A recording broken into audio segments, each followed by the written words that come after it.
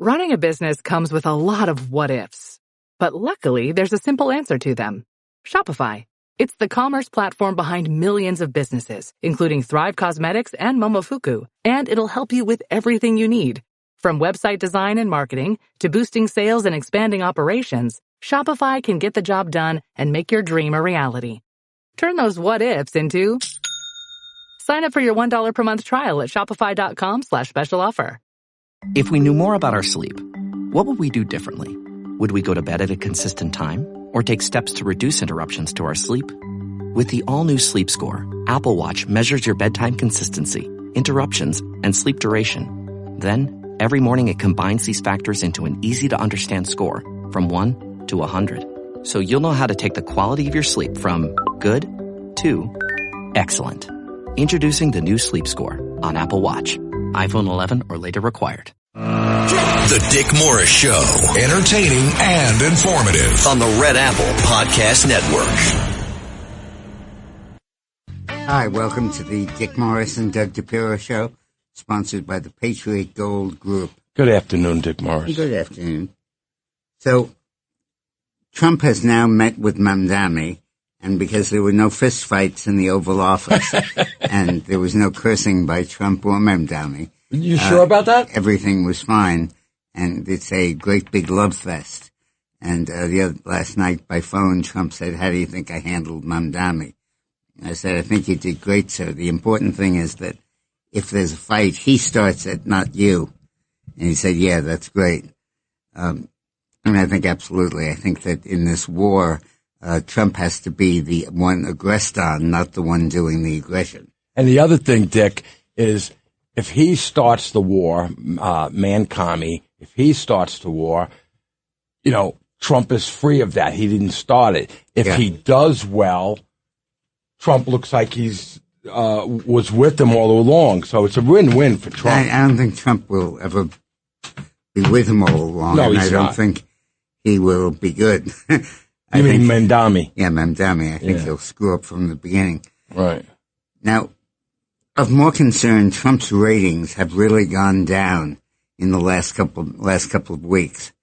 The Democrats have now opened up a 14-point lead over Republicans in the Marist poll survey, which asked voters which party they would back if the midterms were held today. The Democrats are 14 points ahead of the Republicans. It's the largest advantage Democrats have had in the Marist poll since 2017. Yet another positive sign looking for a party, the Democrats, to make a comeback. Among 1,291 voters, 55% that said they'd vote for the Democratic candidate in their House district, compared to 41 who said they'd back the Republican. Now, those polls normally show a Democratic advantage, because the Democratic districts are more populous than the Republican ones. But an advantage of 13 points is huge. 14 points is huge and more than we've ever had. So it's a matter of deep concern to Trump, and it should be. The problem Trump has really right now is that everything's going fine, but nobody feels it. Right. At the international level, obviously everything's going well. And at the domestic level, inflation is below 3%. There were 220,000 jobs created last month, which is very good. The economy is growing nicely at about 3.8% a year, which is what it should. So all the signs are fine. It's just the patient is sick and doesn't feel good. And he had never fever and his blood pressure's okay, but the doctors don't get what's really happening. So Trump is but the patient's on recovery. The doctors know he's going to recover. The patient doesn't feel the recovery right now. That's really what it is. And the symptoms are still there. Right. And the problem is that what can Trump do? He can lower the unemployment rate. He can lower the inflation rate. He can increase job creation. He can get more investment in the United States. He's done all of that. Right, bring businesses in. Mm-hmm. Once he brings businesses in, he'll be fine. So he's getting tough on Ukraine also. the Americans are talking with Ukraine with the language of pressure, as the only option is to sign. If the Ukrainians don't sign in, the United States will cut all aid and intelligence sharing. Wow, that's big, Dick. They're going to cut all aid and intelligence sharing, a senior European official told Politico. And Trump wants them to, but Trump wants Zelensky to buy into getting rid of a lot of his army and ceding about a third of the territory that the Russians have conquered to Russia permanently. And Gingrich has said that is tantamount to a surrender. But Zelensky is now calling on the Europeans to stand up to Trump and to stop him from doing that. But let's go back to the issue of Trump's ratings. Right. The problem is that normally a president can solve the problem, and if he does, he's in great shape. But in Trump's case, he solved the problem. He's got the economy just where you need it. You're not going to get inflation under 2.5. You're not going to get job creation more than 200,000 a month. You're not going to get the economic growth rate more than 4% a year. But the patient is still sick. Right. And the patient still is upset. So the problem is, what is Trump to do? It's a little bit like the situation that I think faced Bush 41 before he lost, which is that the economic signs and the numbers were all positive, just that people didn't feel it. Now, part of the problem in not feeling it is time lag. For example, it took a while before people realized that the price of eggs had stopped going up, but it takes a while for a chicken to get pregnant and have eggs. And it takes about 4 months. So how do you know it takes 4 months? I read that. You read it? And now the issue is the price of beef.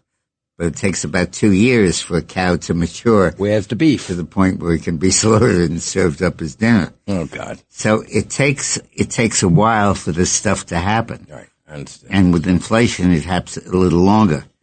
And that's what we're looking at now, the Trump people claim. The Democrats are saying, of course, don't look at the statistics, look at the reality outside. And that's anchoring their case. That's understandable. I say that all the time. Look at, what the gas prices are. But, this is going to change soon. It has to, because the economy is doing better. Well, that's what Bush said all the way into the grave. And that problem is you got the midterms coming up. That's the problem. That's the problem. That's right. And it has to happen now. It has to happen very in January, soon. So February, what March. Trump has done is to try to accelerate the pace of change by mailing out a $2,000 rebate to everybody for the tariff. Mm-hmm. And that would put money in people's pocket and would give them a graphic illustration of how Trump is helping them deal with the cost of living. The problem is that the Supreme Court now has the tariffs on hold because it said that they may be illegal, and you can't go on collecting them if it's illegal. The problem is that if the court rules it ultimately was illegal, we've already collected $200 billion of tariff money, which we have to give back. And that would be a huge mess. Mess is the word used by Amy Coney Barrett, the Supreme Court judge. Then Trump said, okay, we'll give everybody the money that they would get from health insurance subsidies. Instead of giving it to the insurance companies, we'll give it directly to the people. But that'll take an act of Congress, and it's going to take time to get that through the House and the Senate. So what Trump is up against right now is that he's doing his job. He's doing a very good job of it. The foreign policy stuff is obviously falling into place, and the economy stuff is falling into place, but we don't feel it yet. So everybody in the Republican Party is basically holding their breath each month when the ratings come out to see if that indicates the kind of recovery that these statistics say we should get. Well, the health insurance companies donate twice as much to the Democrats, speaking of health, and nearly every major insurer gave more to Democrats than Republicans. Admittedly, the officially disclosed campaign contributions are only the tip of the iceberg of political influence and the relatively small dollar amounts donated by the insurance companies are likely dwarfed by their undisclosed political activities. But they make it very clear that this industry has a clear preference for a political party that is obsessed with shoveling tax dollars that way. The problem is Trump believes, when we were saying this about the insurance company, and insurance companies don't like Trump because he believes in capitalism and go over borders, and you believes giving the money to the people and who to are the insured. people, right? Yeah.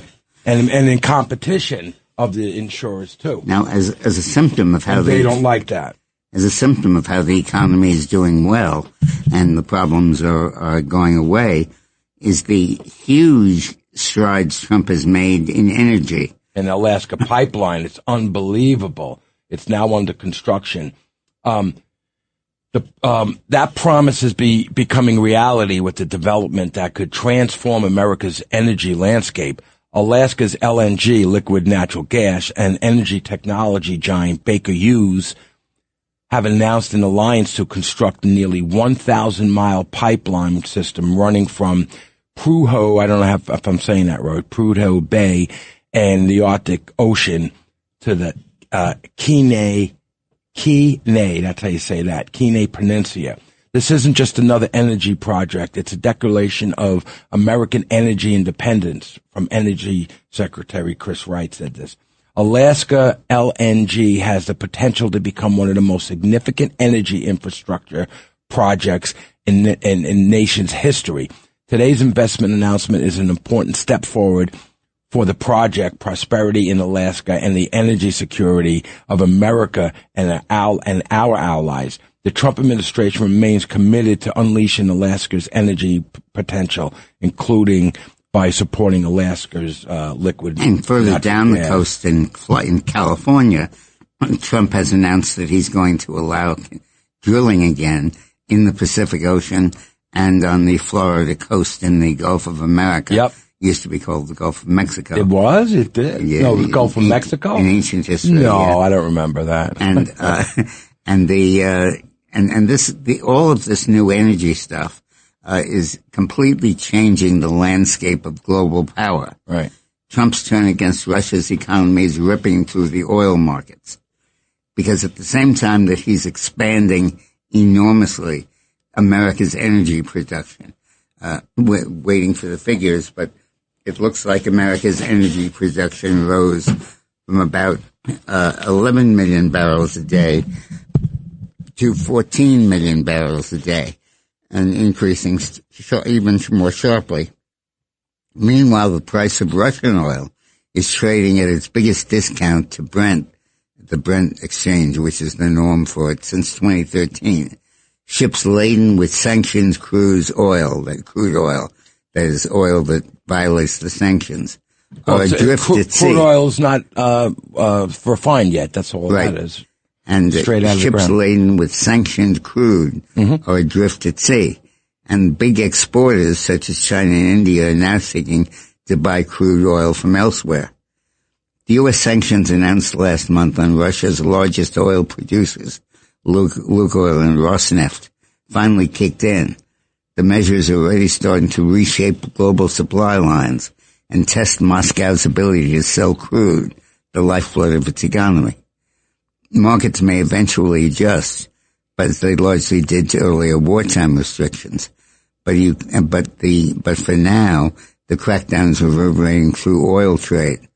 The price of Russia's flagship oil grade is down around 17% since U.S. sanctions were announced. Meanwhile, the global price of oil has edged up. So Trump has Russia exactly where he wants them. The oil whose revenue is the lifeblood of the Russian economy and is funding their war is drying up, and the U.S. energy production is soaring. So energy prices are going down globally, but crashing where Russia is concerned. You see, now, this is the problem. It's not a problem. It's a problem for the people's mindset.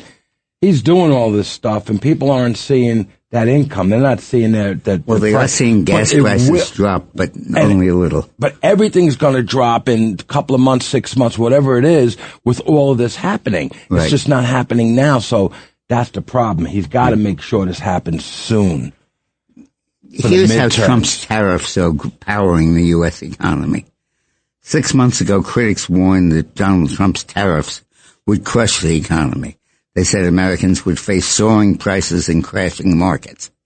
The reality is we near the end of 2025, the story looks very different. Growth is up, markets are strong, and strategic onshore opportunities are emerging. Tariffs are boosting revenue. Rather than dragging the economy down, tariffs have become a colossal source of revenue. Tariff collections hit $100 billion in the first half of fiscal 25, and the U.S.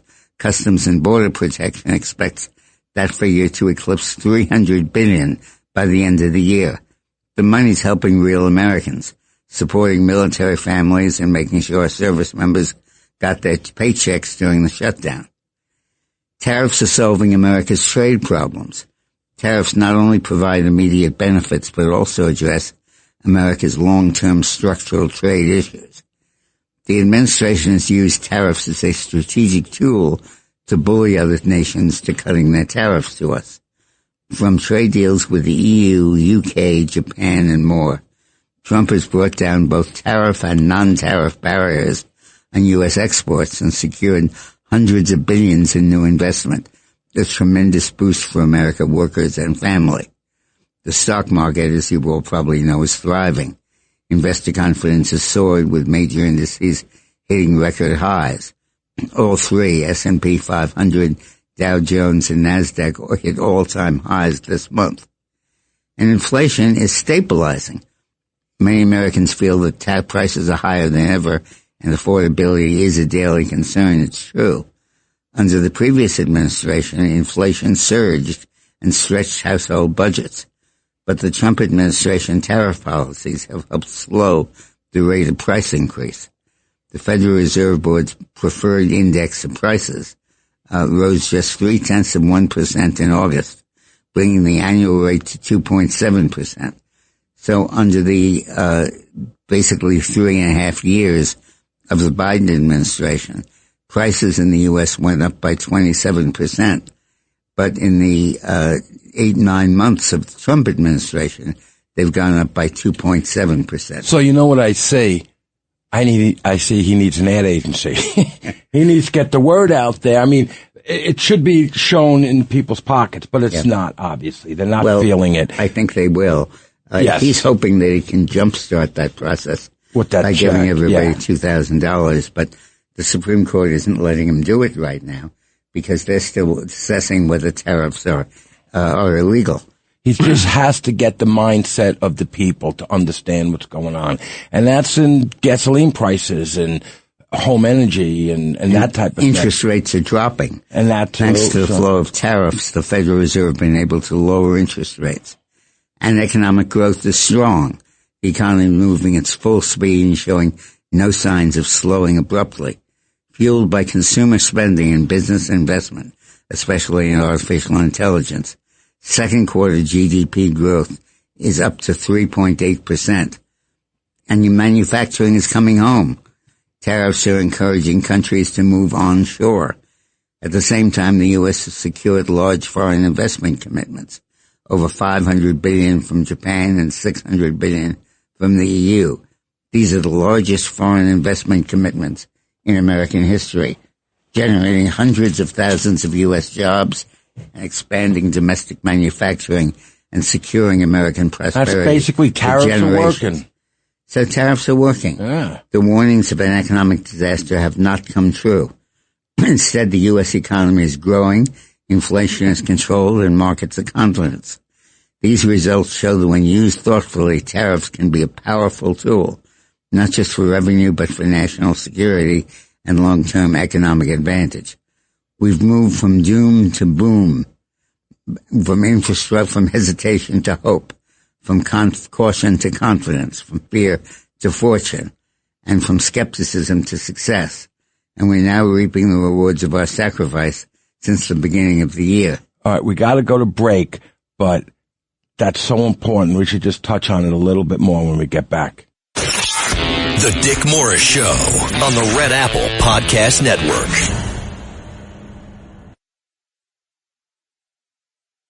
The Dick Morris Show, entertaining and informative on the Red Apple Podcast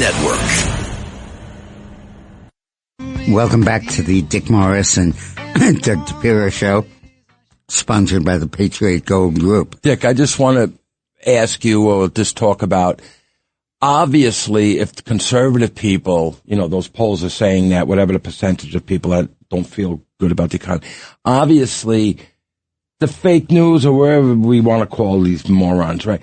They're getting to the conservative people too, because if the economy, this is what you just said right here, there's some good stuff going on. So that's not getting to the people other than us and a couple of other conservative pundits. So that's got to be the problem, that the conservative people are starting to listen to the fake news.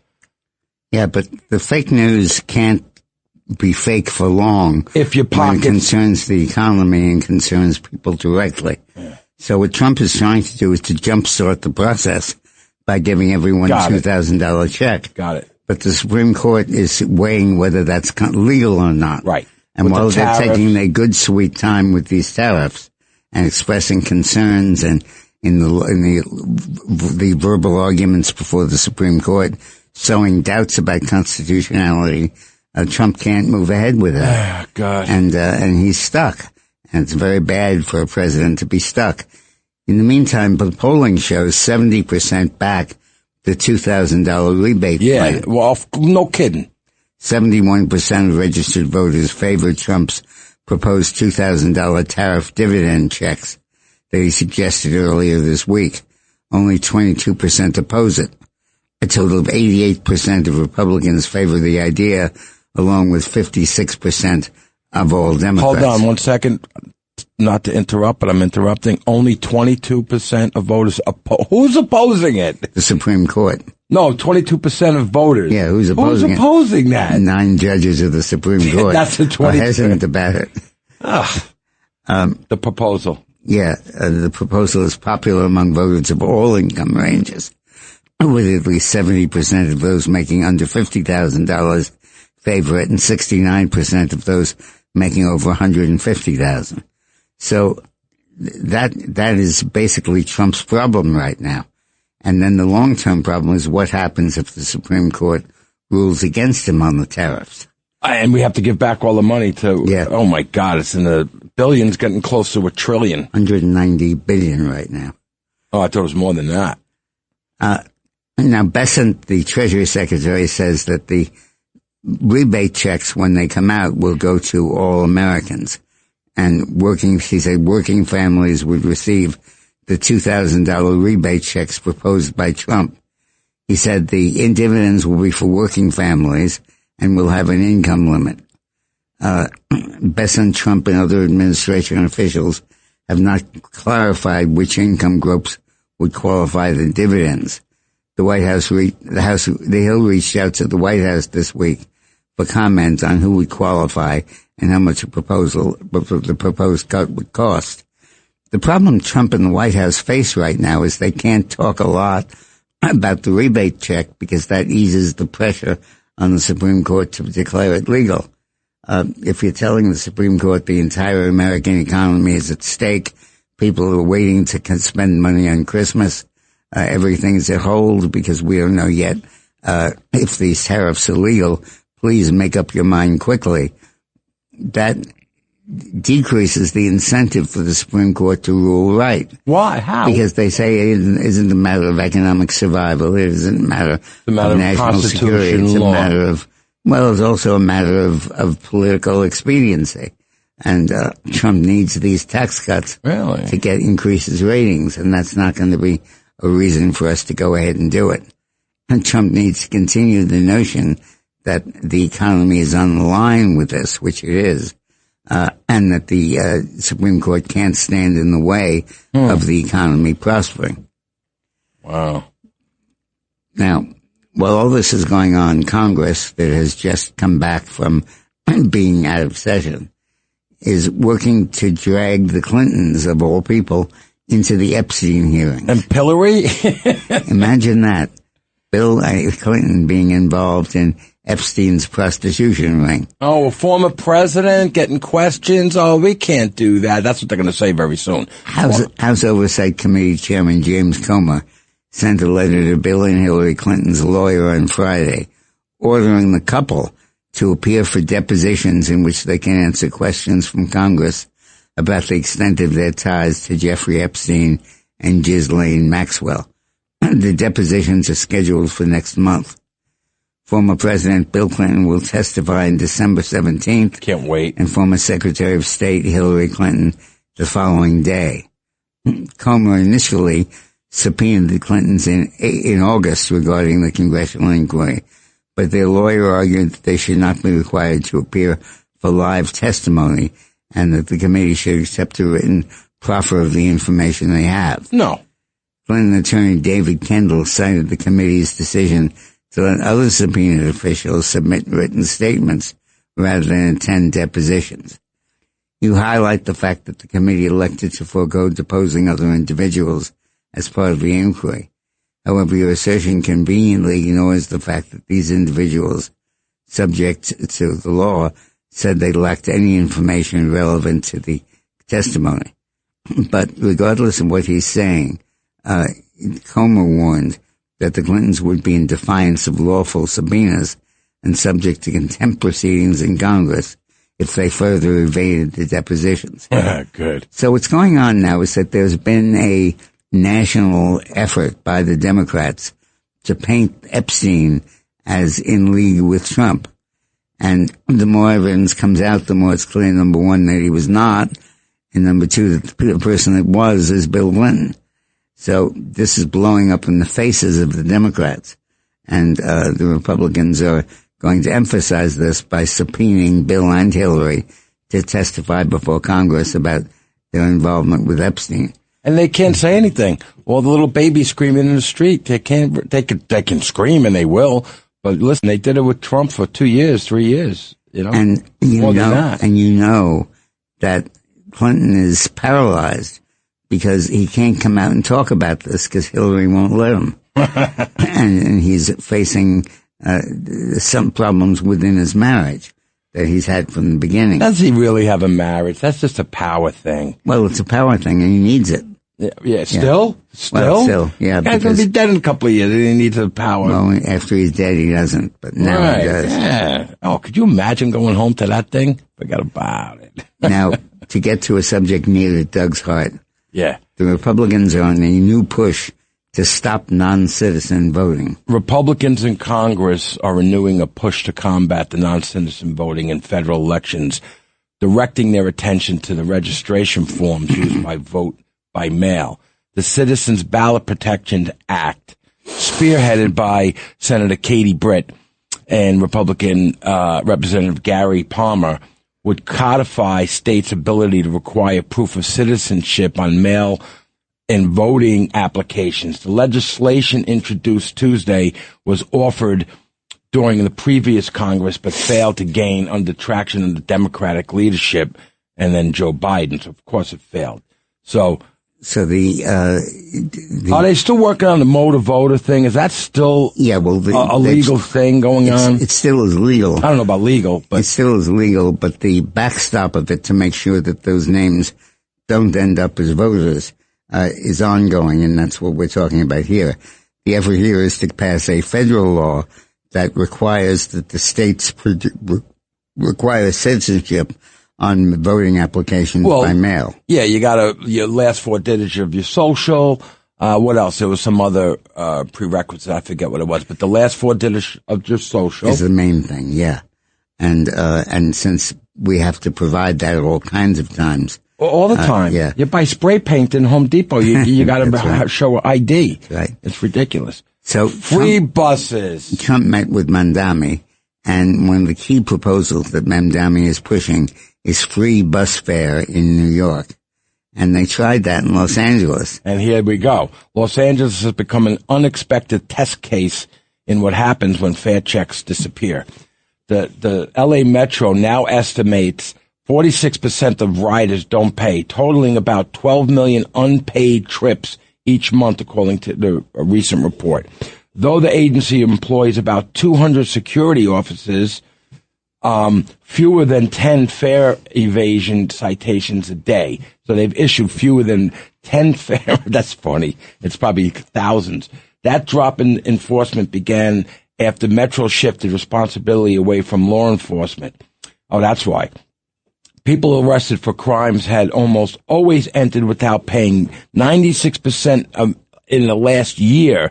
And as fare checks have faded, both trespassing and drug use in stations have increased. Metro riders now consistently report feeling less safe.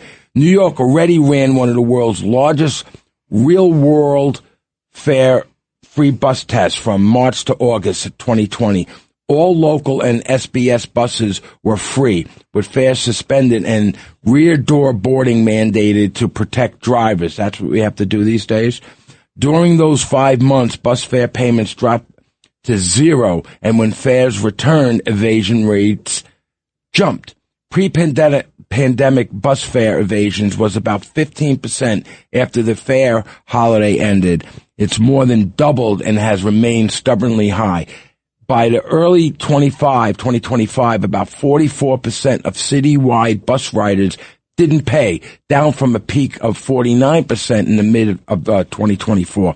Meanwhile, subway fare evasions declined by 10% as fare enforcement efforts intensified. Well, of course it's going to be it. The MTA small fare free bus pilot, Mancami likes to refer to, saw both higher ridership and fewer driver assaults, but the agency warns of a persistent fare discipline problem with the possible spillover. The idea that even paid routes start to feel optional.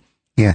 So what Mandami is saying is that free bus fares are a great success because drivers are not being attacked. Yeah. Open up the back door. Right. Yeah, that's great. So basically, Mamdani is turning bus service in New York into a freebie, and the result is people are unsafe on the buses. There are lots of drugs on the buses, and nobody's paying, and ultimately nobody is going to pay for the maintenance of the buses, and the buses won't run, and you could just see that is going to happen, and happened in Los Angeles. And it didn't work very well. Yeah, that test failed. To bring it here. All right. Now, while that's happening, Mamdani during the campaign said that if Bibi Netanyahu showed up in New York, he would enforce an arrest warrant from the International Criminal Court against Netanyahu.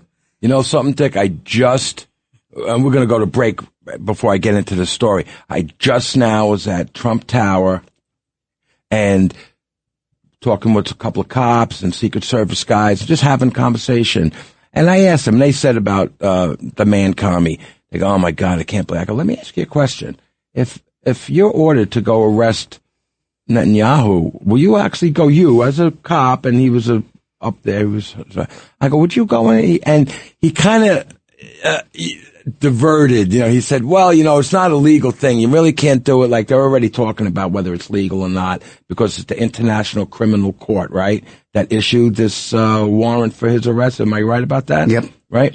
So, which we won't participate in. Exactly. So the cops already, from whomever is telling them, whether it's the commissioner, whoever's telling them, this is not legal anyway. So I don't think they're going to. And I'm not trying to speak for them right now. I'm just thinking about what I talked and what I spoke when I talked to this guy. And he said that. And I said, somebody up top is telling this guy this is not legal. So I don't think the cops are, I think they're going to turn their backs on the mayor. It's more like the nightmare. He's the nightmare. Yeah. Mandami is on duty 24/7. He's the nightmare of New York. You came up with that last week, but I used it. I took it from you. The nightmare. So we got to go to a break. And, are we ready for the break? All right. We're going to go to break and we'll talk about arresting Bibi after we come back. The Dick Morris Show on the Red Apple Podcast Network.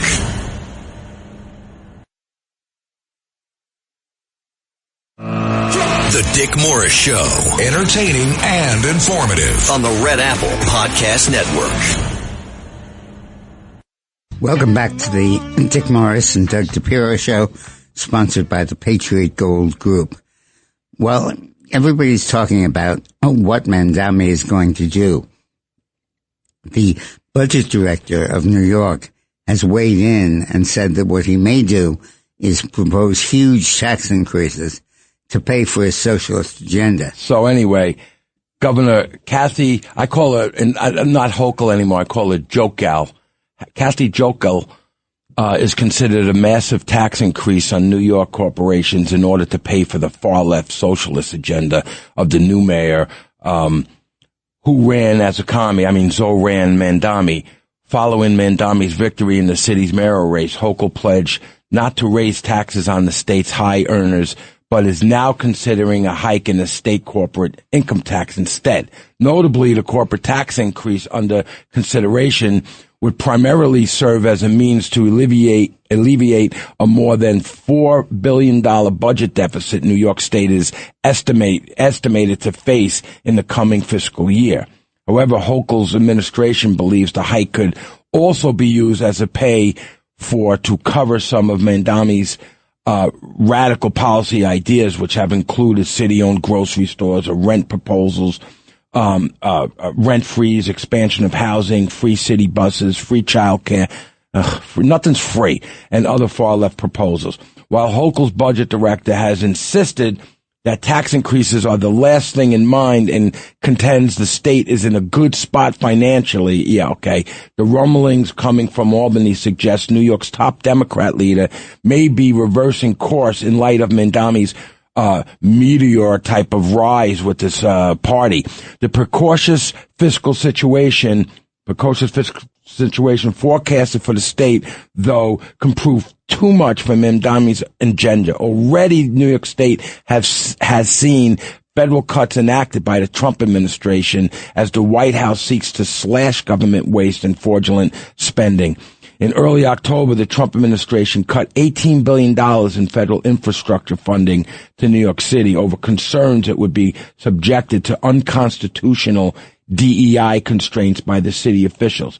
Trump previously threatened to cut federal funding to New York if Mandami were elected, citing his far-left policies. However, following Mandami's victory, Trump remarked that he would speak with the incoming mayor, which he has now, and would help him a little bit, maybe. Hochul will likely face a strong challenge from Congresswoman Elise Stefanik, with polling currently showing the two neck and neck. Mandami's term begins in January, so we're going to see what's going to go. It's going to happen fast, too. Let me ask you, do you really think that's going to happen, like in the first 3 months, we're really going to see Mandami's issues happen in a bad way? I think it'll take a little bit longer than that because the city actually has some reserves built up. And it'll look similar from the fiscal numbers, which I looked at and studied the other day. I think it will be 6 to 8 months before this stuff really kicks in. So I think you're probably going to be looking at November or December of next year before there really is a crisis. The city has about $26 billion saved away, that it could use. And, they'll have to run through that before it becomes very serious. What do you think,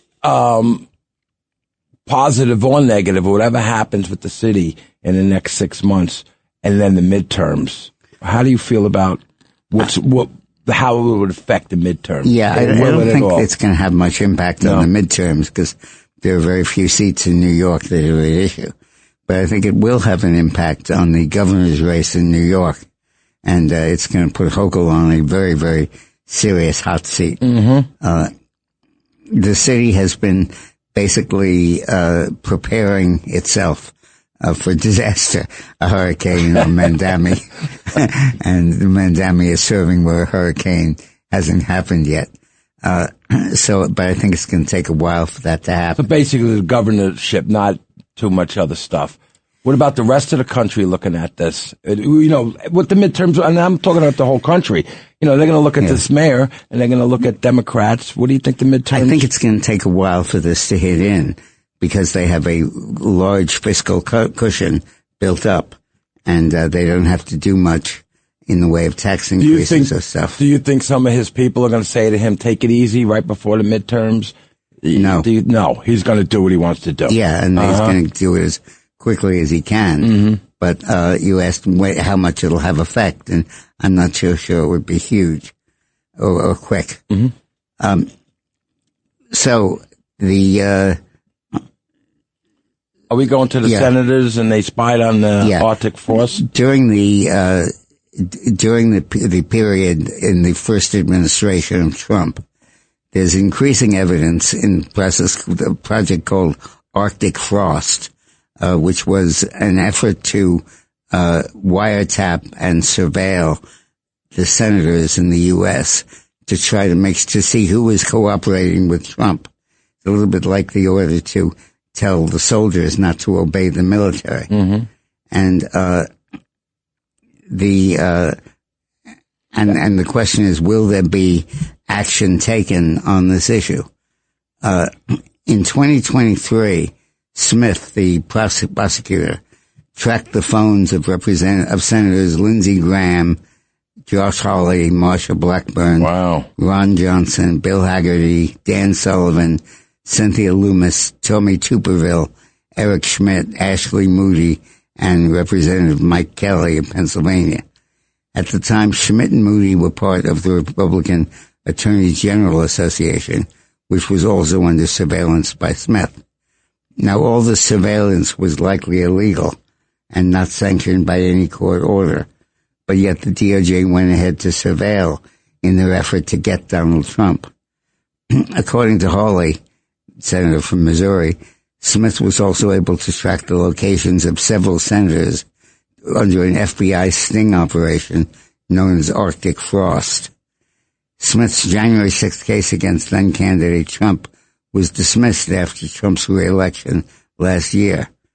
Shortly after the election, Smith resigned from the DOJ, but prosecutors who worked under Smith were subsequently fired in the days after Trump's inauguration. But we're going to see over the next couple of months increasing evidence of how the White House under Biden used the Department of Justice to try to get the Republican senators and stop them from siding with Trump. And, Josh Hawley, I've been seeing him quite a bit for the last 6 months. Maybe he's a attack dog, man. So yeah, he's involved with this. He's going to run for president, I think. He's good, man. He comes up with some good stuff. Oh, by the way, Brandon Gill had a nice thing going on the other day. A friend from Texas. I was going to call him and try to get him on the show. I couldn't get to him.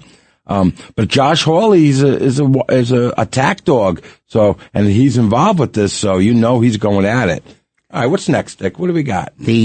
While ICE is being aggressive in enforcing the law, and while the U.S. Government is telling the ICE agents don't enforce the law, and it's okay for you to refuse to follow an order, the majority of the voters in a new poll show ICE is overstepping its bounds in their view. A YouGov survey released over the weekend found 53% somewhat or strongly disapprove of ICE, compared with 39% who approve of the way they're operating. Over half of the respondents said ICE's tactics are too forceful, compared to 26% who viewed the tactics as about right. 11% of people said they're not forceful enough. So nobody really has an idea. Well, I think that this might be what the Democrats are teeing up as their issue. Sure. And they're trying to say that Trump is imposing a climate of fear, of course, a kind of reign of terror. Yeah, and the Democrats oppose ICE, and they all wear their mask and the black, and they yell at ICE for wearing masks. And yeah, right. That's so full of it. It's just ridiculous. When's this going to stop? When these morons are going to? Well, going to stop. We're looking at huge Democratic frustration because the economy is doing so well. The foreign policy stuff is going so nicely. And I think that Trump is succeeding in everything. And the Democrats are trying to use the Epstein files. Right. And, use the ICE tactics and use this stuff to try to counter it. But I believe that these policies are very popular with the American people. And I think that the margin that they're talking about and the kind of issues they're trying to use will have a very limited appeal. Anyway, we're going to take a break, and the White House ponders how to cut the cost of living when we get back. Right. The Dick Morris Show on the Red Apple Podcast Network.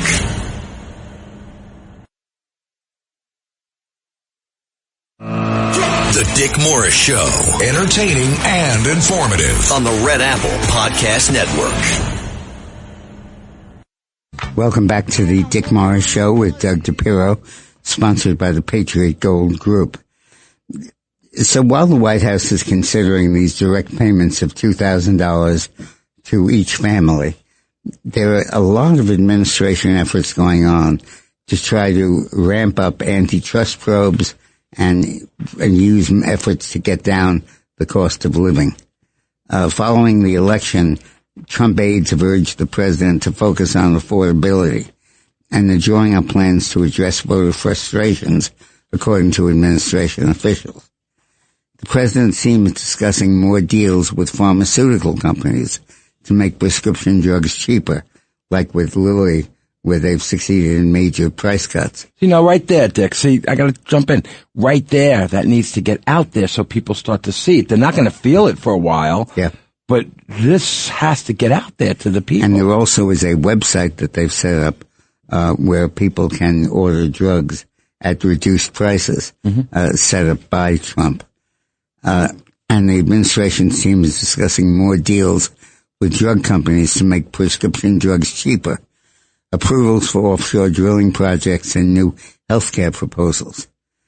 It won't be easy to lower prices in a way that satisfies voters who've signaled the polls that they want far-reaching changes that will make everyday life more affordable. Most prices are dictated by market forces that are beyond the president's control. But reducing tariffs is one of Trump's most potent tools for lowering prices. On Friday, the administration said it would lower tariffs on basically anything we don't grow in the United States: beef, coffee, nuts, spices, and dozens of other agricultural and food goods. Prices for some food items have increased as a result of tariffs. The average price of a pound of ground roast coffee, for example, was $9 in September, but compared with $6 a year earlier. Much of that increase was forced because of a tariff on Brazil. But Trump is now repealing those tariffs, and we should see relief very quickly. On the campaign trail, Trump said he would lower prices starting the first day of his second term. He said he would cut energy costs in half and lower mortgage rates to 2%. As president, Trump said the economy is strong and playing down concerns about prices.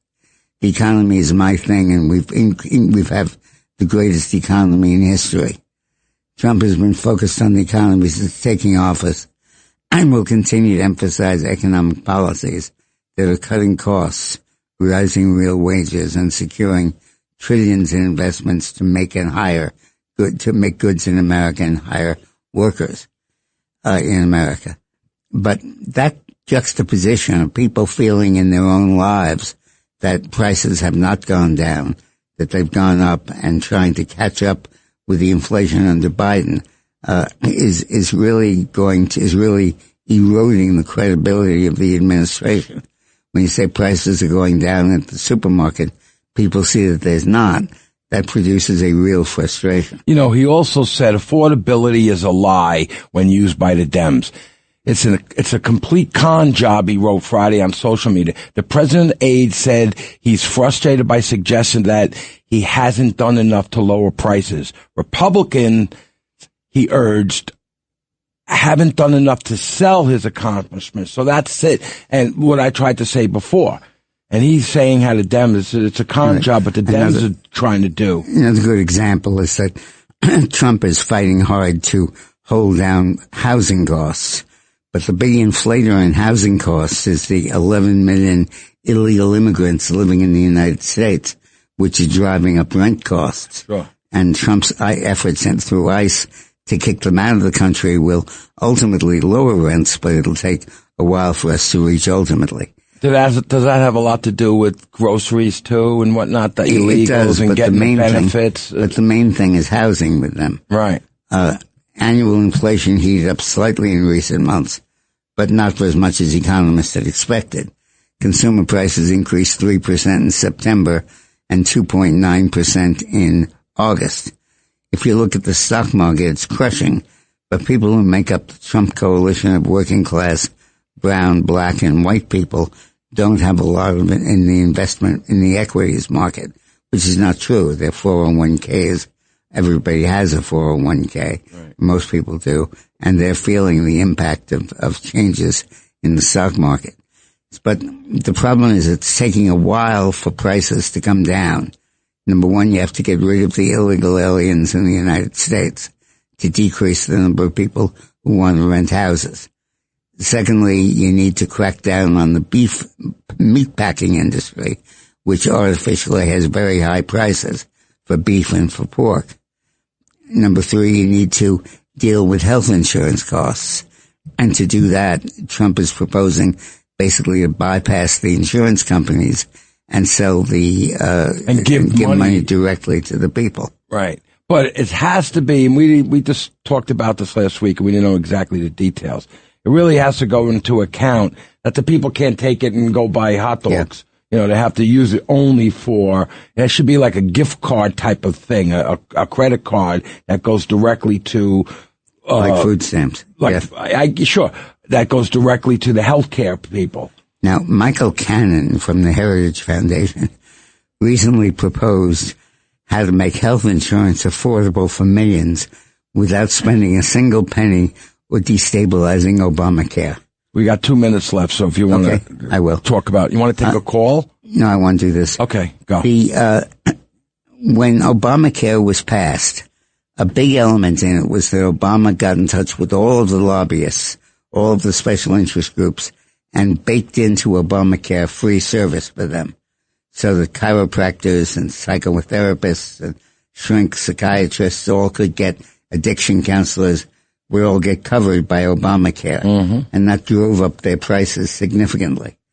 Drove up insurance prices or those people? Both. Mm-hmm. And at the same time, the Republicans said, hey, don't make these services essential and mandatory. Make them flexible. Yeah, so if somebody doesn't need a pregnancy thing, they don't have to have it. Yeah. Somebody doesn't need addiction services, they don't have to pay for it. So Trump proposed an exception to Obamacare to permit people who had short-term policies to forego these extra benefits if they wanted to. The problem is that everybody did that. Large numbers did that. And the Democrats said, wait a minute, these people are not being short-term. They're just evading the qualifications. Right. So the Democrats repealed that. And now what Trump wants to do is put it back so that you can say you don't want these services and you can opt for a lower-cost Obamacare. All right. When we get back, we'll talk more about this. The Dick Morris Show on the Red Apple Podcast Network.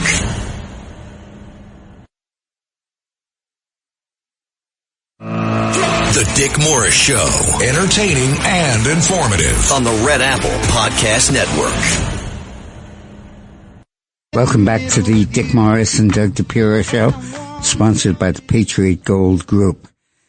Now that Mamdani is elected, the bookkeepers and the green eyeshade folks are adding up his proposals and saying, how much is this going to cost New York?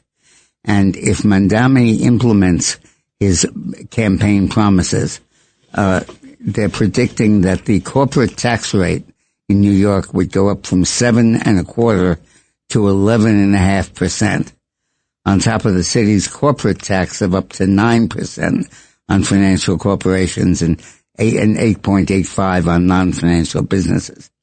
So huge tax increases coming on corporations. Throughout the campaign, Governor Hochul had pledged not to raise business taxes. Now she's open to it. Well, now she got voted in. Turns out, no, not yet. She has to wait for that. Oh, right. Turns out that promise was made during the campaign and appears to be well on the way to being rescinded. If the plan goes forward, New York would move from the 17th highest corporate tax rate in the country to number 1, tied with New Jersey. So we're beginning to see the impact of what Mamdani's mayoralty will do to New York. Speaking of Mamdani, Trump is nearing a decision to oust Maduro, the communist dictator of Venezuela. A U.S. military attack on Venezuela is now imminent, according to opposition leader and recent Nobel Peace Prize laureate Maria Corina Machado. The aircraft carrier U.S. Gerald R. Ford and a large strike force has taken up positions just off Venezuela's northern coastline. The deployment, one of the most significant American military buildups in the Caribbean in decades, has jolted the region and intensified fears that the long-brewing contract between Washington and Maduro may be nearing a decisive point. Machado, the Nobel Prize winner, has long been at the forefront of the pro-democracy movement and said that all indicators now point to a U.S. strike. Calling the situation grave, she said Venezuelans must prepare for a final phase in the country's struggle to end Maduro's rule. Machado, who won this year's Nobel Peace Prize, dedicated the award to President Trump, whose administration has dramatically increased pressure on Maduro through sanctions, indictments, covert operations, and now an overt military presence. In a brief exchange with reporters Sunday night, Trump suggested there might be still space for diplomacy. They would like to talk, he said. The remark was widely interpreted as a temporary pause in what U.S. officials privately said could be a window opening for an attack in the next 48 hours. The conflicting signals underscore the volatile nature of the standoff. While Trump has repeatedly said he remains wary of deploying U.S. ground forces, he has also approved an aggressive mix of naval, air, and intel operations to counter narcotics terrorism in the region. An official framing those remarks said that what critics say is creeping regime change planning. Bloomberg reported on Sunday that U.S. plans to designate the Cartel de los Soles, which Washington alleges is led by Maduro, and senior members of his inner circle, of Trump's inner circle, say it's a foreign terrorist organization. Rubio said, based in Venezuela, the Cartel de los Soles is headed by Maduro and other high-ranking officials of the illegitimate Maduro regime who have corrupted Venezuela's military, intelligence, legislature, and judiciary. The designation would mark one of the most sweeping escalations yet in Washington's campaign against Maduro. U.S. officials have long accused the Venezuelan leader of overseeing extensive cocaine trafficking networks, using the military intelligence services to facilitate shipments and money laundering allegations. This is the same thing as we did against Ortega, as against the Panamanian dictator Ortega. I'm sorry, I've forgotten the name. Because we wanted the regime change, we wanted him out, and we had evidence that he was running Panama as the center of a international drug cartel. And now we have the same evidence piling up with Maduro, and that will allow a strike against Maduro, not just in the oceans, but on the land as well. By the way, we have someone on the line, if you're ready for the next topic. Yep. We're going to do On the Rocks, and we're going to talk about AI. And then after that, I'm going to go to the Trump's regulation of AI on 32. Hi, Rock. How you doing?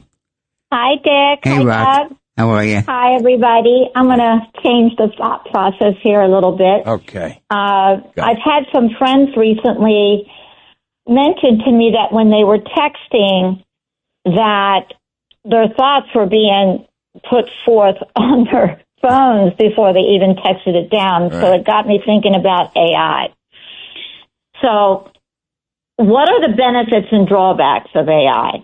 And how can we harness its power to elevate human potential while ensuring that human brilliance and creativity continue to thrive?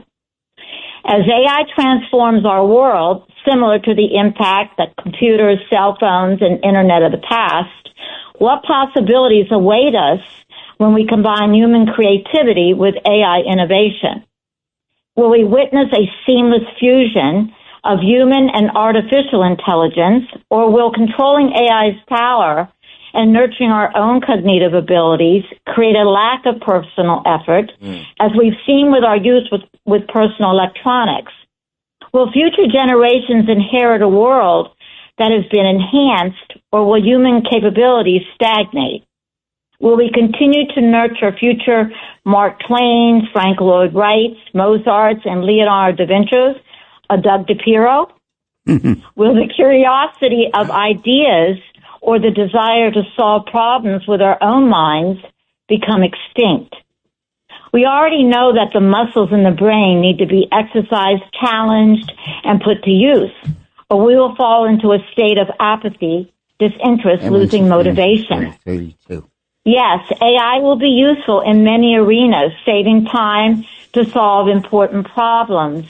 However, it is our present, and it is and will be our future. It's a slippery slope. Just wondering of others' thoughts on that. Thank you. That was great. So true. You know, I really believe, you know, like MapQuest, people don't know how to get to their aunt's house anymore because they always have to put it on MapQuest. They don't really look at, all right, to get to the stop sign, that pink house over there, make a left, and you don't use your brain anymore. Now you just listen to sometimes it's confusing, right? I mean, sometimes it's not right. Yeah. And even Google, you know, I remember going away with my friend John, and we were listening to some music, and I said, is this Genesis or Phil Collins? And he started, I said, stop Googling. Let's just try to, you think, one of the things I always do when I try to think, I think about what car I had, what year was that, 78, 79, I was in my Camaro, and you have to use your brain and go back and forth. Once you start doing this Google, MapQuest, and now AI, no one's going to know how to do anything. No one's going to not, you know. When you think about it, this is of a part with a big topic that's coming up, which is in vitro fertilization. What is that? Where you have test tube babies. Yeah. And where the issue is, can you adjust the makeup of your child? Oh, that's horrible. That's a whole nother thing. To deal with the sex selection, deal with intelligence. Are people going to forget how to have sex if they start doing that too? And and that's going to be that, and AI are the two huge technologies that are coming, genetic engineering and AI. And what will the impact of this be on people's lives? Dick, I don't mean to interrupt you, but are you saying that, and I do remember hearing this in the past, that you can actually alter put in the intellect or the talents of the child, the gender, the intellect? I don't think they have that yet. The ability to resist certain diseases. You don't have it yet, but you're getting it. And the issue is, will the government allow that? And then the issue is, if the government prohibits it, how can it? Because somebody with a lot of money will simply pay off and say, I want my kid to be a genius. Right. I want my kid to be a beauty star. And they can program that. And you're increasingly going to face the issue of a real master race. But you know what? A group of people who are empowered artificially by higher intelligence. But you're still going to have, even people that are really smart can really be morons. So you're still going to have free will and people that, I don't want to go to that school, Dad. I want to look at the girls. Or I want to play football. But let's talk about the issue of federal regulation of AI. Yeah. So Trump considers federal ban on state regulation of AI. And by the way, thank you, Rock, but stay on the line. But thank you so much for that. Background on that is that in the big, beautiful bill, there was a provision prohibiting states from regulating artificial intelligence. Right. I could go? Go ahead. This is almost like internet somewhat, you know, with this regulations. The White House is preparing to issue an executive order as soon as Friday that tells the Department of Justice and other federal agencies to prevent states from regulating artificial intelligence. Would create an AI litigation task force at the DOJ whose sole responsibility would be to challenge state AI laws. Government lawyers would be directed to challenge state laws on the grounds that they are unconstitutionally regulate interstate commerce, are preempted by existing federal regulations, or otherwise at the Attorney General's discretion. It would also empower Commerce Secretary Howard Lutnick to publish a review on onerous state AI laws within 90 days and restrict federal broadband funds to states whose AI laws are found to be objectionable. It would direct the Federal Trade Commission to investigate whether states' AI laws that require alterations to the truthful outputs of AI models are blocked by the FTC Act. And it would order Federal Communications Commission to begin work on reporting and disclosure standards. It would also direct the Federal Trade Commission to issue a policy statement on how laws prohibit unfair and deceptive practices would apply to AI. We remain in the earliest days of this technology revolution and are still in a race with adversaries for supremacy. See, that's the problem. The draft reads, right?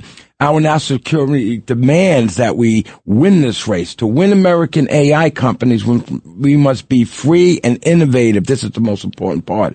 Without cumbersome regulations, it continues. But state legislatures have introduced over 1,000 AI bills that threaten to undermine that innovative culture, who threaten to tank Trump's signature bill over the policy. That's important. Sarah Huckabee, who I love, urged Congress to drop the push for a moratorium. This summer, I led 20 GOP governors to pressure Congress to vote down its 10-year prohibition on state AI regulations, protecting Arkansas, child exploration ban, and other common sense safeguards. She wrote that on X. Now isn't the time to backtrack. Drop the preemption plan now and protect our kids. So this is just like internet, and this is also the innovative. Once you have regulations, like anything in New York, you can't open up a business. Right. That's what this is about. Yeah. So you have a real conflict going here between Trump, who is basically saying the U.S. is leading in artificial intelligence. We're moving ahead of China. It's a huge change in the international issue. And increasingly, this is going to dominate the economy. This was a lot like when he did the COVID thing, and everyone wanted to get together and have committees. Said, no, I'm going to give you, it's basically a contest. Whoever wins this contest gets whatever it was, $10 billion, whatever it was. Well, in this case, you have the whole global economy focused on artificial intelligence, and the U.S. and China and other countries racing to develop it. And the U.S. don't lock them up. U.S. is winning that. We were losing that before Trump took office. Right. Now we're winning it. And he took the handcuffs off. And Trump is saying, I'm not going to impose these regulations. But the governors and the mayors and the congressmen are saying, hey, wait a minute, we're hearing from our constituents and we want to be able to impose these regulations at the state level. And Trump is moving to preempt that and saying you can't. So it's a real conflict between the desire to really make us first and build ahead our artificial intelligence ability and the ability of civil libertarians to stop it. Yeah, well, it's common sense. If you restrict people from doing things, then capitalism, everything else will not work. He's saying, listen, do what you got to do. Let's get this thing going. Let's be first in line to, succeed with this. Yep. Once you tie everyone, like I said again, open up a business. You got 1 million regulations. You can't open your business. We were talking to a woman who was on the air with us a couple of weeks ago, and she said that, and she's an expert on China, and she said that the U.S. has absolutely blown away China in the technology races under Trump. And I said, what's the big thing he's done? Clara. And she said, Clara. Yeah. And she said, deregulation. Sure. And that's been huge. I mean, it's common sense. It's just common sense. There's not a lot behind it. But then people look at the individual stories and they say, hey, we have to regulate this. And it's a push-pull. You do need some regulation. But what you don't need is 50 sets of regulations, each state having one.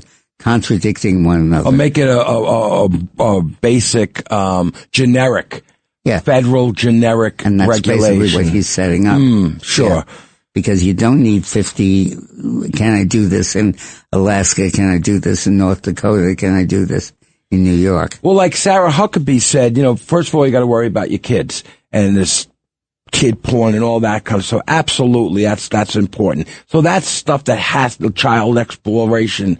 That's important. So I agree that if states are going to do that with that, exploitation of kids and whatnot, it should happen. And, that's where it's got to go. So there has to be some things that happen. The Dick Morris Show on the Red Apple Podcast Network.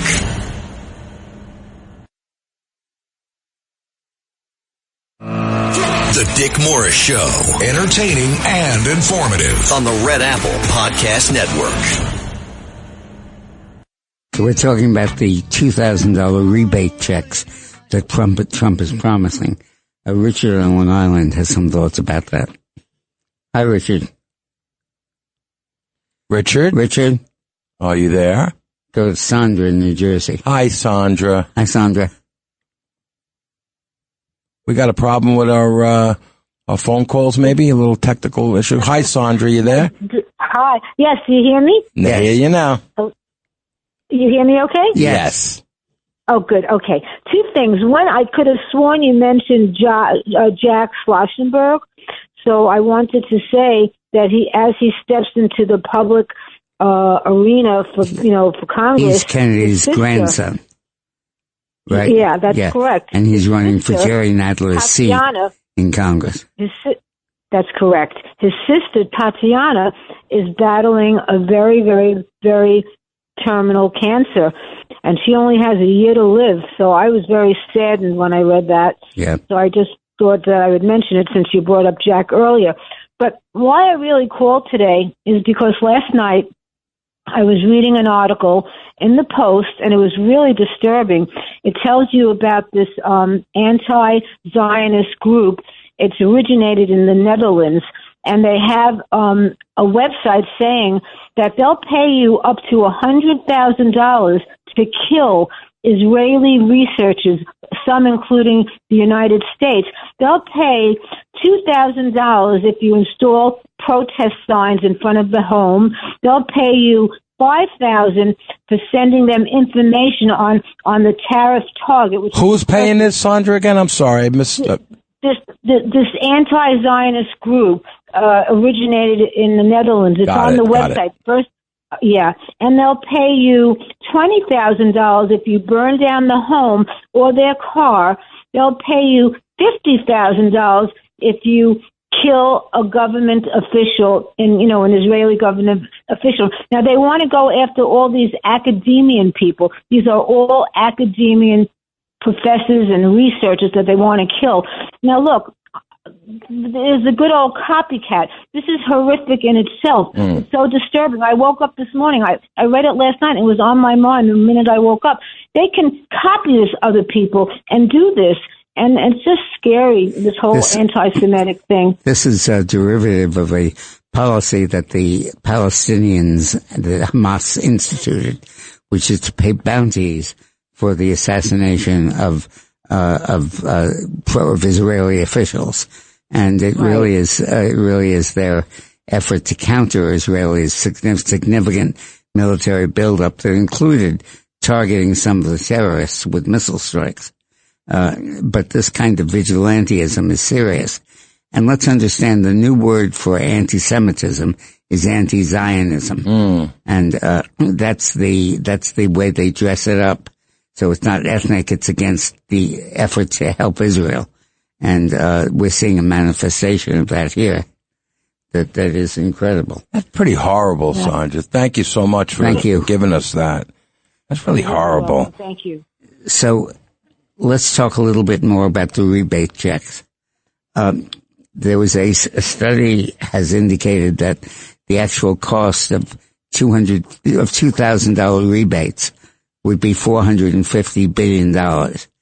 And the income that we've gotten from tariffs so far is about $200 billion. so it would not cover it, but increasingly it will. And the issue here is whether we're able to do that constitutionally and legally. The Supreme Court has put this whole thing on hold, which is terrible, and has made it very, very hard for Trump to handle the economy and conduct foreign policy. It literally is taking a key ingredient in Trump's foreign policy, his whole idea of using tariffs for leverage over other countries. You talk about handcuffing somebody, right? Yeah, that's right. In the middle of the term. And I think it's just outrageous to do that. Man, what this guy has to go through. His first term with the impeachment, and all of a sudden now this. The Supreme Court is holding up Trump's entire economic agenda in a state of limbo, taking its good sweet time in reviewing the legality of Trump's tariffs, inflicting incredible harm on the American economy with each passing and wasted week. This is no ordinary case. The objections the plaintiff raises to Trump's trade deals would cripple the entire economic agenda of the administration. By waiting to issue a decision for its good sweet time, the court is casting world trade and America's economic policy into a purgatory while it evaluates the argument against them. The fact that all agree that current law gives Trump the power to embargo trade with other countries, cutting their imports to the U.S. to zero, but waits to see if tariffs, a far less dramatic remedy, are legal, shows how absurd the plaintiff's arguments are. The fact that the words tariff and duties are not specifically enumerated in the statute is a peculiar objection and should not be allowed to stall the president's entire economic agenda. Specifically, the president has called for using tariff revenue to offer a rebate to all families. But with the Supreme Court holding everything up while it talmudically weighs the word tariff to see if it's subject to emergency presidential powers, is judicial interference of the highest order. The president is seeking a major change in our economic relationship with the rest of the world, and the separation of powers doctrine should let him do it. The Supreme Court should get the hell out of the way. Get out of the way. Yeah, and it is essential that they do that. Now, the entire program of $2,000 rebates is held up by the Supreme Court, and Trump can't move forward with it. Wow. Which one is this? 22. I'm sorry. Yeah. I don't know. I'm on climate change, Dick. I don't know where you are. Yeah, that'd be good. Let's talk about... I think we finished the rebate topic. Yeah, I think we did. 2 weeks before COP30, billionaire and philanthropist Bill Gates posted a memo to... Let's explain what COP30 is. The new global conference on global warming that the UN sponsors each year is called COP30. But unlike the other conferences... Sounds like one of those things that they got the medicine for, COPD. Yeah, right. Unlike the other climate conferences, the U.S. refuses to be involved in it, and we are not sending a delegation to it. Parenthetically, by the way, the hall where they're holding it was emptied yesterday because of a terrorist bomb threat. Oh, really? Yeah. But that turned out, thank goodness, so now we know what it is. Yeah. All right. So once again, 2 weeks before this COP30, billionaire and philanthropist Bill Gates posted a memo to the COP30 on his website titled 3 Tough Truths About Climate. In it, he states that climate change is a serious problem, but will not be the end of civilization, and also that, unfortunately, the doomsday outlook is causing much of the climate community to focus too much on near-term emissions goals. He also said, excuse me, our chief goal should be to prevent suffering, particularly for those in the toughest conditions who live in the world's poorest countries. But in addition to the U.S. opposition to net zero and climatism is rising in other nations. Reform UK, the opposition party led by Nigel Farage in the UK, is now using the phrase net stupid zero to Reform UK, is now leading in some political polls. Alternatives for Deutschland the number 2 political party in Germany, wants to tear down all wind turbines, calling them windmills of shame. What have 30 UN climate conferences accomplished since 95? The answer is no measurable climate benefit. Since 2000, the world has spent about $10 trillion, that's 10 trillion with a T, on renewable energy that hydrocarbons, coal, natural gas, and oil still provide 87%. That's 90% of the world energy in 2024, according to the Energy Institute. Last year, former U.S. Secretary John Kerry, oh my God, what a joke. He said, there shouldn't be any more coal-fired power plants permitted anywhere in the world, but global coal consumption continues to rise. Today, more than 6,500 coal-fired power plants operate across the world, and other 1,000 are in planning under construction. In 2024, coal provided 34% of the world's electricity, the largest source of power in the world's poorest countries. President Trump called climate change the greatest scam ever perpetuated on the world in his address to the UN General Assembly in September. During the last 10 months, the Trump administration has shut down permits for offshore. During the last 10 months, the Trump administration has shut down permits for offshore wind / subsidies for wind, solar, and electric vehicles, cut climate funding, and banned climate change rhetoric in government documents. The U.S. is not sending delegates to the COP30. Alternative für Deutschland, the number 2 political party in Germany, wants to tear down all. Didn't I just say this? Right. What have 30 UN climate conferences accomplished? I'm repeating this. It's doubling up. Anyway, that's what they're doing. Yeah. And they're right. And it's a pleasure to see that happening. The world is finally understanding that this climate change business isn't a hoax. It's happening. But it's been happening for the whole history of the world. And we're a piece of sand on this earth. And we'll go up and down. And the more sensible thing to do than to try to stop it and reorient our whole economy so that we can't be sure of our electricity. We can't be sure that we're going to be able to meet our power needs. Right. The way to deal with it is mitigation strategies. Right. Build walls to stop high seas. Rescue Venice. Don't live in those areas. And discourage and don't give tax breaks to families that want to build on a beach. On a beach, right, in Malibu Beach, and then all of a sudden there's a mudslide in the house. Oh, geez, really? I didn't know it was going to happen yesterday. That's right. You know what I mean? But go on. We'll go to the next one. Now, the Supreme Court may invalidate all racial district lines.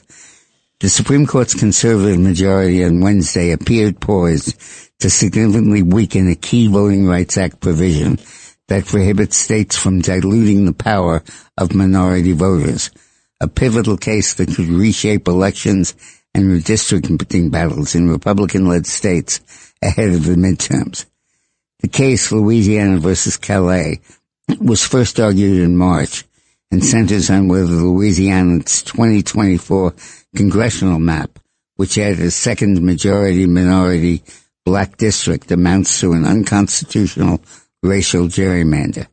Judges ordered both sides to return to court for a second hearing to revisit the arguments that center on Section 2 of the Voting Rights Act. Justice Brett Kavanaugh, another conservative justice, appeared open to the idea that Congress, in passing the 1965 law to stopping discrimination in voting, may have intended a sort of sunset period for Section 2, allowing it to weaken over time. That possibility was invoked by Kavanaugh several times during Wednesday's argument, as he pressed lawyers for the state of Louisiana and the NAACP for more specifics. The court ruling could carry major implications for future elections, with critics warning that siding with the state could further erode protections for minority voters under the Voting Rights Act. Justice Brett Kavanaugh and Amy Coney Barrett signaled skepticism about keeping Section 2 of the Voting Rights Act in place as it is. They each pressed the attorneys against that about whether there should be a time duration limit on the intentional use of race in drawing voting districts under the law, prompting Justice Kenji Brown Jackson to jump in and clarify that since the VRA is derived from the 15th Amendment, it does not have a time limit. So this is basically an effort by conservatives to say, yeah, you enacted all of these changes in 1965, and they've taken effect, and they've been heroically successful. We have 67 black members of Congress now, and clearly racial discrimination is no longer holding blacks back in Congress. So change the regulations and change the laws, because right now it's gerrymandering districts, it's increasing Democratic representation, and it's unfair. Now, in an historic thing, the American Medical Association and the American Society of Pediatrics had earlier said that chemical and surgical sex-rejecting procedures could be good for children. Robert Kennedy said that they betrayed their oath to first do no harm, and their so-called gender-affirming care has inflicted lasting physical and psychological damage on vulnerable young people. This is not medicine, it's malpractice, Kennedy said. Mm-hmm. So he's drawing the line and saying that HHS will not only require services to help people change their gender if they're young, but will actually ban them without parental consent. And it's so important that this be affirmed, and it's really wonderful to see Kennedy standing up in the way that he is. He really is strong, I have to say. I've been seeing him a lot. He's standing up for a lot of good stuff. We met him, remember, at the at Eric Metaxas' thing? That's right. That was great. What was that called? That's the Socrates Club. That was great. Now, you have been ranting and raving about Justice Boasberg, who is the Republican the judge who ordered Trump, who opposed Trump in the criminal proceedings. So this week, 6 Republican senators asked tell me if I'm saying this right, Srinivasan, the chief judge of D.C. Circuit Court, to suspend Boasberg's pending potential impeachment proceedings in the House against the embattled Obama appointee. Declassified with... Senators Eric Schmidt, Mike Lee, Tommy Tuberville, Lindsey Graham, Bill Hagerty, and Kevin Cramer want to sideline Boasberg indefinitely.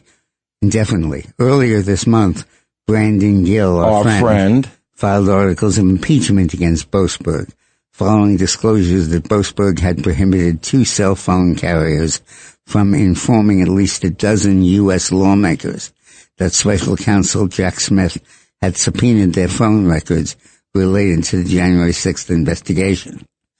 Boasberg claimed in the non-disclosure orders that notifying the senators would result in the destruction or tampering with evidence.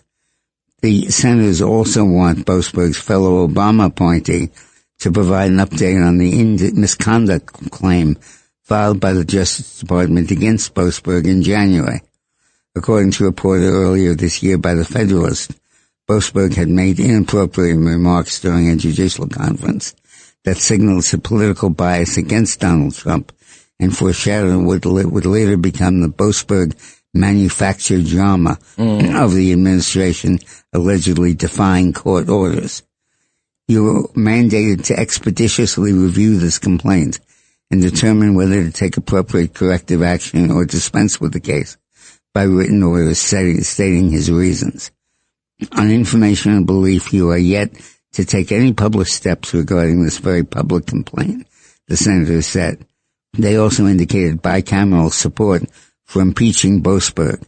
2/3 of the Senate would have to vote in support of removing Boasberg following impeachment by the House. There you go. Boasberg is the judge who oversaw Trump getting fined hundreds of billions of dollars for allegedly malpractice in real estate, where the banks had completely approved what he's done, and the court ruled that wasn't all the Shyster James? Yes, right. Yes. She was and Boasberg was the judge she used to get all this stuff accomplished. You put it together. Yeah. We have to take all right, go on. We have to take a break. Okay. When we come back, we're going to talk about Schumer, tanks, and polls. This is so great. The story that keeps on giving. The Dick Morris Show on the Red Apple Podcast Network.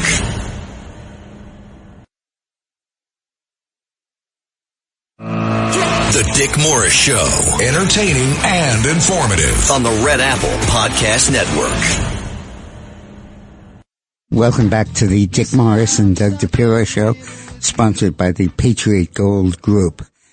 The government shutdown that recently ended was basically the product of Senate Minority Leader Chuck Schumer deciding to repair his political image with the extreme left of the Democratic Party. He was accused by the left of folding too easily when the government closed down in March, and the liberals rekindled the government closure and demanded that Schumer hang tough on this. Yeah, well, Schumer's confronting the steepest erosion of public support right now at any point in his nearly 4-decade political career.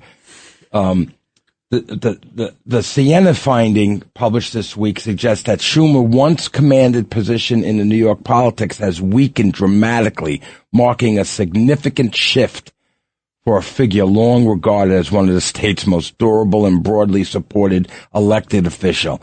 The VIN News report noted that these latest results represent Schumer's lowest favorability rating in more than 20 years. And it has to do with the shutdown, but doesn't also have to do with, what did he just do last month? That the Dems were very... endorsing Mandami. Oh, yeah, that too. So he did something else just recently. And this is all in preparation for AOC probably challenging Schumer in the Democratic primary. She'll beat him. Schumer comes up for re-election next year. And she'll beat him. Very possible that AOC will defeat him. 2 weeks ago, we talked about Iran facing a serious crisis in its water supply. I'm sorry. This is the gift that keeps on giving. Yeah, that's right. This is the story. Go ahead. Years of drought and neglect have left the city nearly unsustainable. The city of Tehran, the capital of Iran. Right. In recent days, prolonged water cuts. You're like me now. You're getting like me. In recent days, prolonged water cuts across Tehran have created a widespread panic among the Iranian capital's 10 million residents. Last week, after years of drought and reduced rainfall and snowfall, Iranian president warned that Tehran's residents would have to ration water and eventually evacuate the capital if there was no rain by late November. They've had years of warning, but Iran's rulers have done nothing to resolve an increasingly existential, I hate that word, water crisis. A few experts have been warning about the impending doom for decades. Most Tehrannians, is that how you would say it? Yeah. Tehrannians? Insulated from the hardship long faced by poorer, peripheral provinces are only now feeling what other Iranians have endured for years. Iran has blown past ecological limits and punished natural water systems. The city of Tehran has eaten up far more than its share of water, while water policies kept chasing supply rather than protecting sources such as aquifers. After very poor rainfall for the past 2 years, the government rushed a tunnel and canal diversion from the Talokan Dam Reservoir to suit public fears, but the Talokan cannot meet all of Tehran's demands. Interbasin transfers don't solve scarcity. They export Tehran's problems and, that's funny, right? They export their problems and have become a case study in environmental injustice toward rural and urban Iranians. Instead of building advanced, wastewater plants to produce high quality water for aquifer injection, authorities prioritize dams and transfers for the capital in large agricultural schemes. Most of Tehran's water does not come from dams. Officials say more than 60% is pumped from groundwater, but the public largely believes otherwise. And Tehranians, the fuller dams, the calmer in the, the fuller the dams, the calmer the mood. Right now, however, diminished rain and snow have left reservoirs low adding to the sense of panic. So there you go, the story that keeps on giving, the gift. Trump is pushing for direct payments for health insurance. He told Congress not to waste time on an extension of the enhanced subsidies, taking a hard line against them. The only health care I will support or approve is sending the money directly back to the people, Trump wrote Tuesday on Truth Social. Trump said people could buy their own, much better insurance, and doubled down on his idea to send money directly to the consumers. The insurance companies are making a fortune. Their stock went up over 1,000%. They're not taking in they're taking in hundreds of billions of dollars, and they're not putting it back, certainly as they should. The only way to get this done, to have great health care in America now, is to bypass the insurance companies and give the money directly to the people that are insured. Now, while Trump is negotiating with Zelensky and with Putin about solving the Ukraine war, President Zelensky has been embroiled in Ukraine's biggest corruption investigation since the start of the war, with members of his inner circle accused of siphoning off and laundering $100 million from state-owned nuclear power company. Wow. This is horrible, and what a terrible time to see this. Oh, my God. Ukrainian anti-corruption agencies exposed the scheme 10 days ago, but they've unfolded the case slowly, revealing information almost every day through wiretap recordings and court testimony. The steady stream of details has fed a sense of a growing scandal that could reach the highest levels of Ukraine's leadership. This is when the country is teetering on the verge of being taken over by Russia. At the heart of the case is Energatom, the nuclear power company.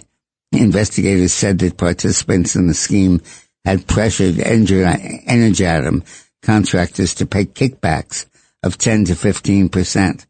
If the contractors refused, they were denied payments owed by Energatom, according to the investigators. The scheme, they said, exploited a rule under martial law that prevents contractors from collecting debts in court. Kickbacks were then laundered to a back office in Kiev, according to investigators. So, what a terrible time for this to be happening. Trump has just proposed a dramatic peace plan in Ukraine that Gingrich blasted as being a surrender to the Russians. And it calls for Ukraine to give back a significant amount of territory that the Russians conquered and they then reconquered. And it also calls for limits on the size of the Ukrainian army and the navy. And at this time when Ukraine's entire existence is on the line, selfish people in his government are taking kickbacks. And unbelievable. The scandal is really threatening to blow up the support that so they're going to have a lot of money, but not a country to go buy stuff and Yep. go on vacation. But you're going to have a lot of money in your bank account. Now, This is a great story. Trump administration issues report critical of transgender treatment for adolescents. This is so important to me. Excuse me. The long-awaited publication of the names of the co-authors of the Trump administration's just jump in with background here. The Department of Health and Human Services under Kennedy said that medical gender treatments are really hurting kids, and Kennedy called it a form of malpractice. Right. The left then came back and said, oh, wait a minute, the guys that prepared this report are just anti-gay. Oh, I don't remember that part. And they're just discriminating against transgender people. Okay. So Kennedy said, okay, we will investigate this, and we'll see who is issuing these findings. And the report found that the co-authors are good people and rebutted the accusation that they're skeptics of providing adolescents with medical gender treatment. And it basically said that gender treatment, which is called gender-affirming care, the opposite of what it is, right. is, as Kennedy said, And he said, this team backed the skepticism with detailed specifics and bioethical arguments in the report, which the White House sought to lend academic credence to its dramatic reversal from the Biden administration position. On Tuesday, HHS published the long-awaited final version of the report, which the Trump administration commissioned as the first U.S.-based systematic review of the evidence backing the field of pediatric gender medicine. The report, the initial draft of which was published in May, was sharply critical. It argued that given the risk providing minors with medical gender transition interventions, even in clinical trials, would be in tension with well-established ethical norms. The updated report unveiled the identities of all 9 co-authors for this. All the report's co-authors are known as skeptics or opponents of providing adolescents with medical gender treatments, which include providing puberty blockers, cross-sex hormones, and gender transition surgeries, mostly mastectomies, to treat gender-related distress. This is horrible. But thank God. Thank God for Kennedy. Down on it. Now, increasingly, skepticism, when we come back, there's skepticism about the value of a college education. We'll talk about that in a minute. And this is something to my heart, too. The Dick Morris Show on the Red Apple Podcast Network.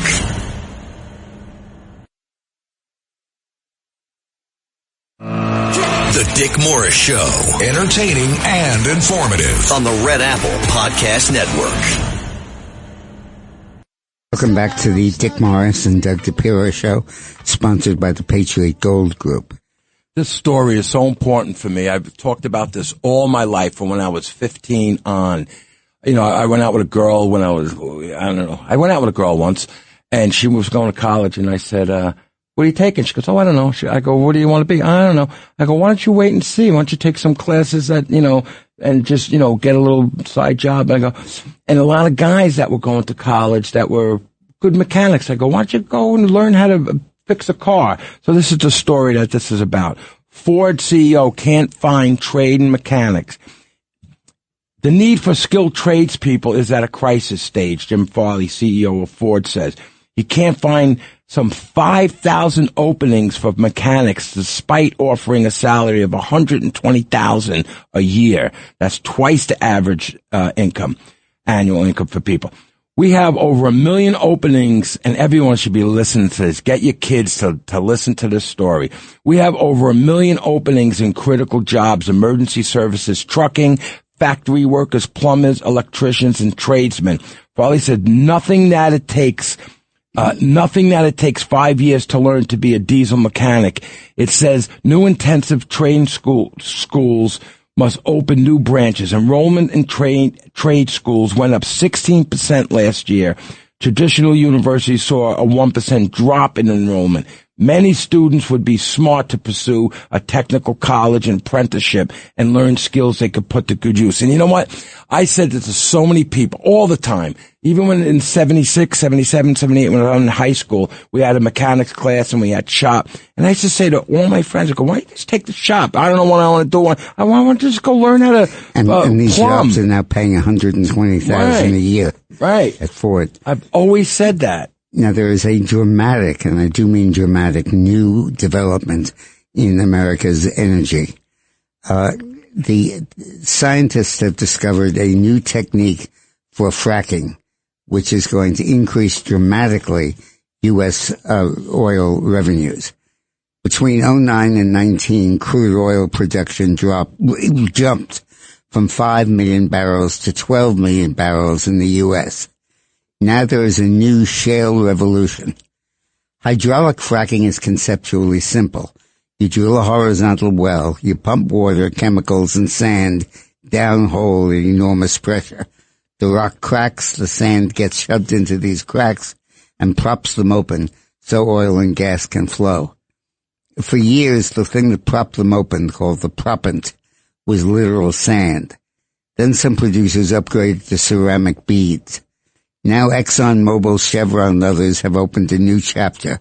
Lightweight synthetic proppant made from petroleum coke, or a refinery byproduct that used to be treated as waste. That matters a lot. Here's why. Premium coke, petroleum coke, pet coke, is what's left when you push heavy residues to the edge of refining. Now, in classic entrepreneurial fashion, somebody asked the crazy question, what if we can make money from this trash? Sure. They flow with the sand and keep going where sand cannot, out to the far edges of the fracking network. Because it's lighter, it stays suspended longer. And because it stays suspended, the new sand gets pushed deeper into the rock. And because it gets deeper, it props more of the fracking structure open. And more open fractures mean more pathways for oil and gas. Real-world results follow the physics. Field trials show how high single-digit to low double-digit increases in production from wells using the new propellant coke proppant, blend versus sand alone. In some cases, operators are seeing a 15 to 20% uplift in ultimate recovery from fracking. No new geology, no discovery of some magic superfield, just the law of innovation the market always incentivizes. This new shale revolution is not just a new shale play. It's more oil and gas per well, including the existing wells from rock we already know, and at lower effective cost. Without this, U.S. crude production is at record levels, almost 14 million barrels a day, with forecasts showing these levels holding for years. U.S. gas output is an all-time high. Want privileged access to consumer markets? Start buying your oil, LNG, and refined products from us, not from Russia and Iran. Cut the games with non-tariff barriers and intellectual property theft. Sign your 20-year take-or-pay contracts in Houston or Corpus Christi, not Moscow and Doha. This, of course, is precisely the approach Trump has taken. The EU trade deal alone includes $700 billion in more energy purchases from the U.S., similar provisions with Japan, Korea, and others. All this provides a strong incentive to increase U.S. production and therefore innovation. It becomes the basis for an unparalleled age of Allied security and American wealth. Beautiful. And of course, there's another angle. China is permanently energy poor. It imports roughly 3/4 of its oil. So this new development really is going to permit America to become so much stronger and so much more effective. All right. These are the kinds of things Trump is doing behind the scenes that he's not getting credit for. It's an honor to be here with you. We ran right to the last second, buddy. Yeah. And thank you, Roxana, for that On the Rocks. Thanks for listening to The Dick Morris Show. You can hear The Dick Morris Show Sundays at noon. If you like the podcast, share it with your friends and listen anytime at WABCRadio.com and download the WABC Radio app. Hit that subscribe button on all major podcast platforms. Plus, follow WABC on social on Instagram, TikTok, Facebook, and X. See you next time for a new episode so you never have to wonder. What the heck is going on here?